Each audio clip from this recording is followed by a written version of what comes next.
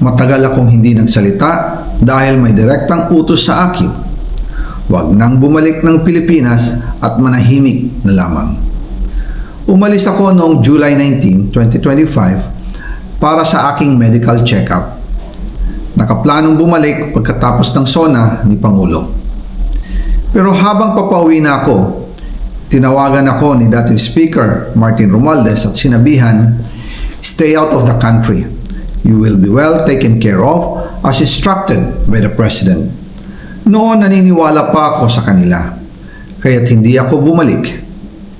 Tumikom ang aking bibig, sumunod ako, pero ang hindi ko alam, ang ibig pala nilang sabihin sa aalagaan ka namin ay gagamitin ako bilang panakipbutas sa kanilang kampanya laban sa korupsyon. Ginawa nila akong poster boy ng kanilang sariling kasinungalingan. Ngayon, hindi na ako mananahimik, ilalabas ko ang lahat ng katotohanan. May resibo, may ebidensya, at may pangalan. Nagsimula ito nung tumawag si Sekmina Pangandaman sa akin nung nagumpisa ang BICAM process last year, 2024. Ang sabi niya, katatapos lang ng meeting nila ni Pangulo at may instructions na mag-insert o magpasok ng 100 billion worth of projects sa BICAM. At sinabi pa ni Sekmina, you can confirm with Yusek Adrian Bersamin dahil magkasama sila sa meeting ni Pangulong BBM noong araw na yon. Tinawagan ko po agad si Yusek Adrian Bersamin at tinanong ko kung may instruction nga ba ang Pangulo na magpasok ng 100 billion during their meeting. Ang sabi niya ay totoo nga po.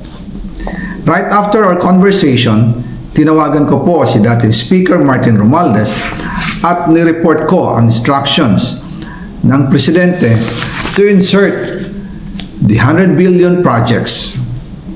At sinabi niya sa akin, what the President wants, he gets. After ng ilang araw, nag-set po ng meeting si Sekmina Pangandaman at Yusek Adrian Bersamin sa amin ni dating Speaker Martin Romualdez sa Aguado Building in front of Gate 4 ng Malacanang at nandun din po si Yusek Jojo Cadiz. During the meeting, binigay po ni Yusek Adrian Bersamin ang listahan na worth 100 billion. Tinanong ko po si Yusek Adrian kung saan galing ang listahan. Ang sagot niya, galing kay PBBM mismo at binigay niya ito mula sa brown leather bag. Nung sinabi po ni Yusek Adrian Bersamin yung brown leather bag, naalala ko noong nasa Singapore kami right after the elections of May 2022 sa Hilton Hotel, kami ni dating Speaker Martin and PBBM habang pauwi at pabalik ng Pilipinas, hinabol ng PSG ang brown leather bag at ang sabi ni PBBM, maiwan na lahat, wag lang ang brown leather bag. Kaya naniwala ako na utos talaga ito ng Pangulo.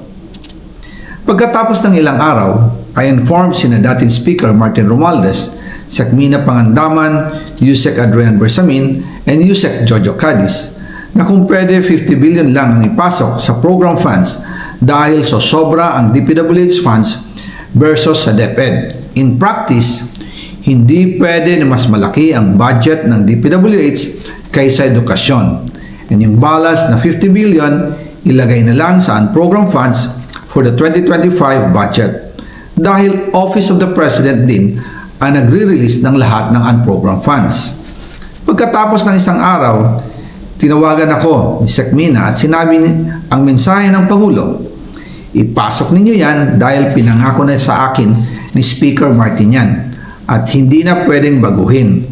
Kumbaga, ang utos ng hari hindi pwedeng mabali. Again, I informed the Speaker and asked clearance about the instructions ng Pangulo. At ang sabi niya, wala tayong magagawa. Kaya po nagtataka ako kung bakit sinasabi ni Pangulo na hindi niya makilala ang budget. Samantalang lahat na binawas at dinagdag sa mga ahensya ng gobyerno ay humihingi ng approval sa kanya si Sekmina Pangandaman.